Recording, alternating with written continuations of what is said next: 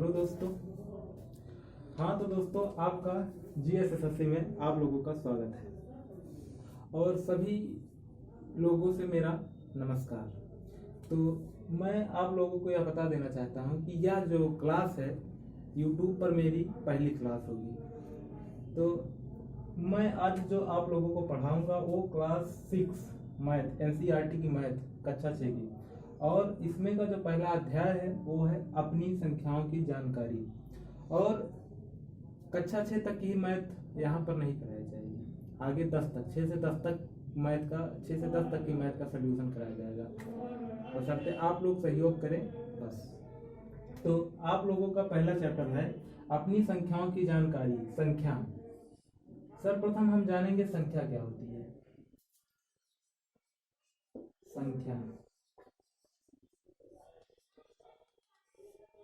संख्या क्या होती है? 1 2 3, 1 2 3 4 5 डाट डाट डाट डाट आगे सभी जितने भी अंक आते हैं वो सभी क्या है? संख्या है। तो संख्या क्या होनी चाहिए? एक क्रम से होनी चाहिए, छोटे से बड़े क्रम में होनी चाहिए। मतलब पहले छोटा फिर बड़ा फिर बड़ा। जैसा कि हम लोग जानते हैं कि हम किसी कतार में खड़े होते हैं, लाइन में खड़े होते हैं, तब क्या होता है, ऐसा बोला जाता है कि सबसे आगे छोटे बच्चों को, उससे उसके पीछे फिर उनसे जो बड़े हों, फिर उनसे जो और जो सबसे बड़े हों वो पीछे। तो उसी प्रकार संख्याओं को भी रखा जाता है। जैसे सर्वप्रथम 1, फिर 2 3 4 5, इस प्रकार से। फिर आती है संख्याओं की तुलना। संख्याओं की तुलना। संख्याओं की तुलना से तात्पर्य यह है कि कौन सी संख्या छोटी है, कौन सी संख्या बड़ी है। ठीक है, जैसे अगर हम ले लें 4 और ले लें 6, तो इसमें कौन सा बड़ा है? 6 बड़ा है, 6 बड़ा है, 4 छोटा है। इसी प्रकार जब दो संख्याएं मिल जाती हैं तो वो 23 हो गया, जैसे 26 हो गया, इसमें भी क्या है? 23 छोटा है, 26 बड़ा है। अगर हम इन दोनों की तुलना करें, तुलना अगर दो लोगों में होता है तो दो लोगों में अगर तुलना होता है तो उनमें कुछ भिन्नताएं पाई जाती हैं, जिसकी वजह से वो दोनों अलग होते हैं। तो उसी प्रकार ये संख्या, अगर संख्याओं में तुलना किया जाता है तो ये क्या हो सकते हैं, इसमें कौन सी भिन्नता पाई जा सकती है? एक संख्या बड़ी होगी, एक संख्या छोटी होगी, बस, इससे ज्यादा क्या होगा। तो इसमें 26 यानी 26 क्या है? बड़ा है, और 23 छोटा है। तो इसी प्रकार ये संख्याएं, मतलब संख्याओं का तुलना इस प्रकार करते हैं, चाहे संख्याएं कितनी भी बड़ी हो, बड़ी लिख दी जाए। जैसे 645 हो गया, 3 अंकों की संख्या, 4 अंकों की संख्या, 5 अंकों की संख्या। हाँ, अब आगे बात आती है संख्याओं की तुलना। आरोही संख्याओं को आरोही अवरोही क्रम में लिखा जाता है। आता है आरोही क्रम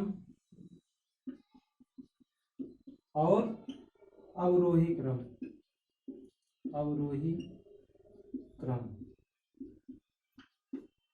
आरोही क्रम का मतलब होता है संख्याएं क्या होती हैं, मतलब बढ़ते हुए क्रम में।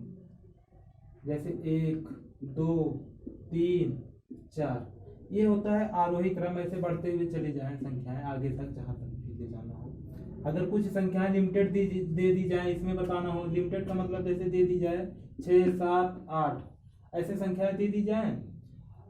मान चलिए यहाँ पे 6 को यहाँ कर दीजिए, और बोल दिया जाए कि इनको आरोही क्रम में लिखिए, तो इसमें सबसे पहले 6 आएगा, फिर 7 आएगा, फिर 8 आएगा। उसके बाद जैसे आता है, उसके बाद अवरोही क्रम। अवरोही क्रम में क्या होता है, संख्याएं बड़े से छोटे की ओर, बड़े से छोटे की ओर, छोटे की ओर, बड़े से छोटे की ओर। जैसे इसमें अगर इसी में 7 8 और 6 में ही देख ले, तो इसमें सबसे बड़ी संख्या कौन सी है? 8, फिर उससे छोटी 7, फिर उससे छोटी 6। इसी प्रकार हम एक संख्या और ले लेते हैं जैसे हम ले लिए क्या कहते हैं 6 4 3 5। अब इसमें बोल दिया जाए अवरोही क्रम। अवरोही क्रम तो अवरोही क्रम में क्या हो जाएगा, बड़े से 6 4 3 5, इसको बोला जाए अवरोही क्रम। अवरोही क्रम मतलब बढ़ते से घटते क्रम, बड़े से छोटे की ओर। तो बड़ा कौन सा है इसमें, सबसे 6 है, फिर उससे बड़ा कौन सा है, उससे छोटा कौन सा है, 5 है, फिर उससे छोटा 4 है, फिर उससे छोटा 3 है। ये हो गया अवरोही क्रम। अगर इसी को बोला जाता आरोही क्रम तो हम सबसे पहले क्या लिखते हैं, ये तो हो गया अवरोही क्रम। अगर इसी को बोला जाता आरोही क्रम तो सबसे पहले हम लिखते 3, फिर 4, फिर 5, फिर 6, ये हो गया आरोही क्रम।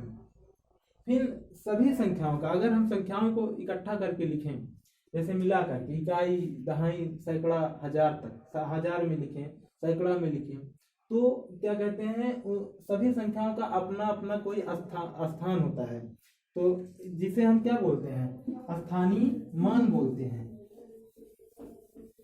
सब संख्याओं का अपना कोई ना कोई स्थान होता है जिसे हम स्थानीय मान बोलते हैं। जैसे हम देखिए, जैसे लिख दिए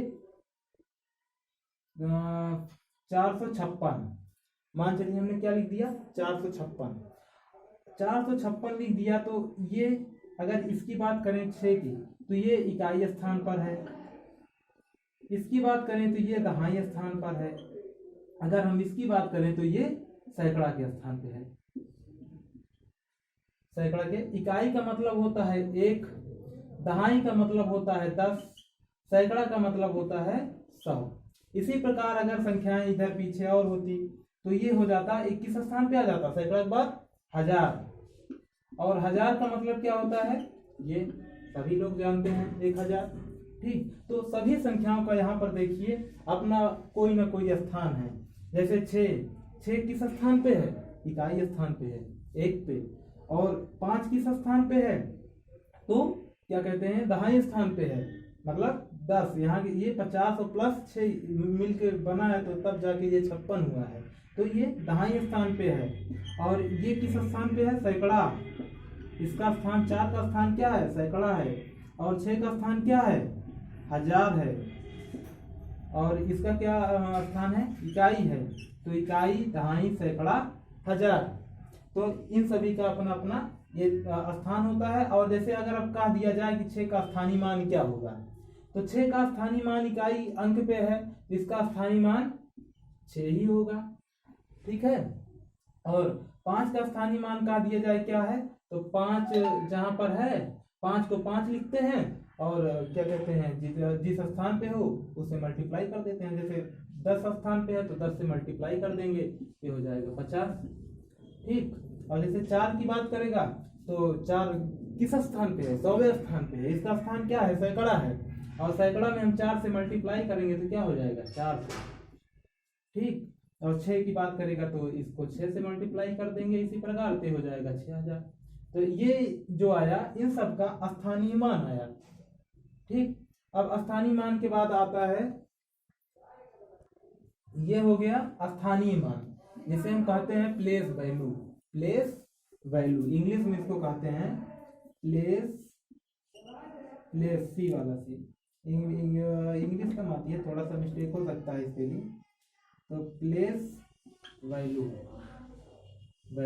मतलब उसका स्थान जो है। अब एक होता है जातीय मान, फेस वैल्यू। तो जातीय मान में क्या होता है कि जैसे जातीय मान में होता है कि जैसे अब हमको 5 का जातीय मान निकालना है, तो वो 5 का जातीय मान 5 ही होगा, 4 का जातीय मान 4 ही हो, क्या कहते हैं प्लेस वैल्यू, जातीय मान, हाँ जातीय मान 4 ही होगा। तो सब का जातीय मान अगर बात करेगा तो वो जो संख्या होती है वो स्वयं ही जातीय मान में आ जाती है। जैसे 4 का जातीय मान 4, 5 का जातीय मान 5, 6 का जातीय मान 6। इसी को हम बोलते हैं फेस वैल्यू, मतलब स्वयं वही उसी का चेहरा यहाँ पे आएगा जो रहेगा। ठीक, जैसे हम लोग शीशे में देखते हैं अपना चेहरा तो हमारा ही चेहरा दिखता है, तो यहाँ पे जातीय मान में भी यही आएगा। तो इतना जानने के बाद आप लोगों ने जान लिया संख्या क्या होती है, उसका क्रम क्या होता है, उसका क्रम जाना, आरोही क्रम जाना, अवरोही क्रम जाना, फिर उसको हमने तुलना करके पढ़ा। तुलना में पढ़ा कि कौन संख्या किससे बड़ी होती है। दो संख्याओं में बस एक ही तुलना की जाती है, बड़े और छोटे का, ठीक। और हमने स्थानीय मान जाना, जातीय मान जाना। तो ये सब जानने के बाद अब आइए हम आप लोगों को अभ्यास पर लेके चलते हैं। और अभ्यास में पहला क्वेश्चन है रिक्त स्थानों को भरिए। और इसके अंतर्गत 1 2 3 4 5 क्वेश्चन है। तो इन पांचों क्वेश्चन को आइए हम लोग करते हैं। देखिए पहला क्वेश्चन क्या है, 1 लाख बराबर कितना 10,000 होता है। तो हमको पता है कि क्या कहते हैं, कितना 10,000 होता है 1 लाख बराबर। तो 10,000 फिर 20,000 मतलब 100,000 में 100,000 में क्या होता है 1 लाख। सभी लोग जानते होंगे कि 100,000 बराबर होता है, क्या होता है 1 लाख, ठीक। अब 100,000 में कितने 10,000 होंगे। अगर हम 100,000 की बात करें तो इसमें 10,000 होंगे। 10,000 को मिलाएंगे, 10,000 20,000 30,000 40,000 50,000 60,000 70,000 80,000 90,000 100,000। तो 10,000 को हम मिलाएंगे तो क्या बनेगा 1 लाख। तो यहाँ पे क्या भरा जाएगा 10, ठीक। तो मैं उम्मीद करता हूं कि आप लोगों के समझ में आया होगा। अब अगला देखते हैं, 1 मिलियन बराबर कितना 100,000 होता है। 1 मिलियन बराबर कितना 100,000 होता है। तो 1 मिलियन बराबर अगर हम बात करें, 1 मिलियन बराबर, तो 1 मिलियन बराबर अगर हम बात करें लाख में तो 10 लाख होता है।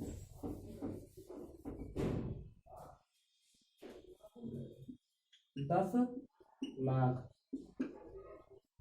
1 मिलियन बराबर कितना होता है 10 लाख होता है। और हमको इसको हजार में बदलना है, ठीक है। कितने 100,000 होते हैं।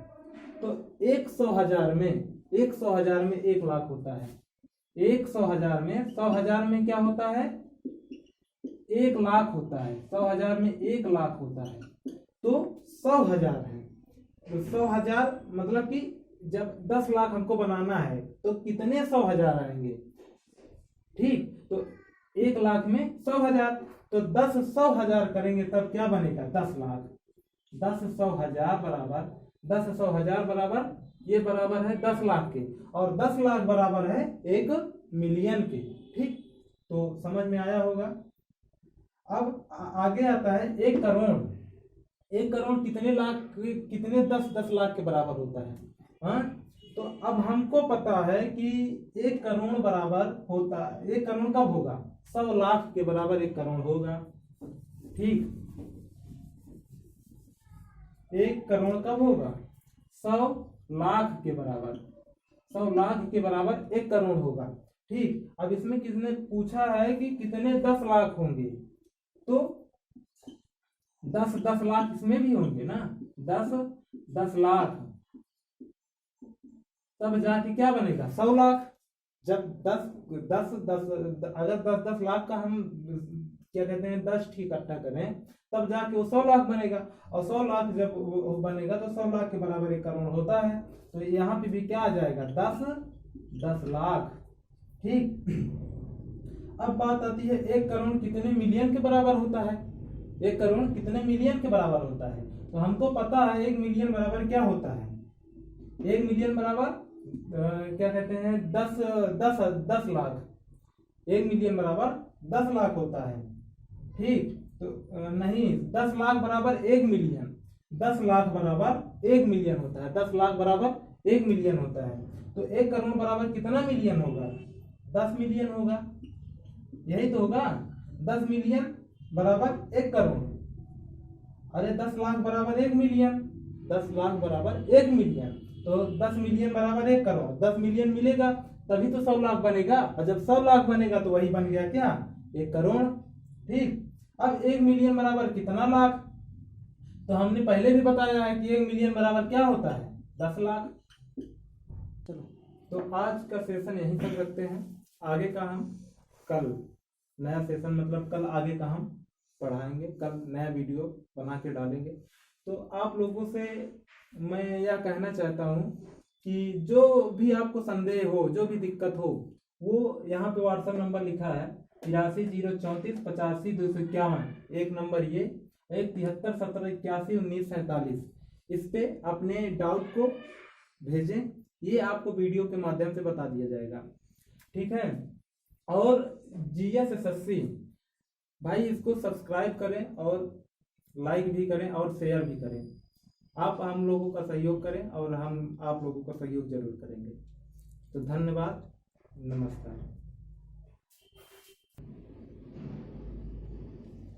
नमस्कार दोस्तों, GSSSC चैनल पर आप सभी का स्वागत है। जैसा कि आपने आज देखा कि हमारे अंकित सर जो कि मैथ्स पढ़ाएंगे आप लोगों को, जो कि 6 से 10 तक के स्टूडेंट के लिए ये चैनल आप सबको लेकर आया है। मैथ्स की क्लास, साइंस की क्लास भी मिलेगी आपको समय समय पर, तो आप लोग का सहयोग चाहिए हमें। और इसके साथ साथ आपको GS की भी क्लासें मेरे द्वारा आपको प्राप्त होंगी, और मैं उम्मीद करता हूं कि जो भी आपको डाउट्स हों हमारे इस नंबर पे कमेंट करें और उसका सलूशन आपको वीडियो के माध्यम से दिया जाएगा। तो मैं उम्मीद करता हूं कि ये क्लास आप सबको खूब भाएगी और आप लोग ज़रूर चैनल को लाइक करेंगे, शेयर करेंगे वीडियो को और सब्सक्राइब भी करेंगे। तो आज की क्लास यहीं तक रखते हैं, फिर कल मिलते हैं इसी टाइम। धन्यवाद।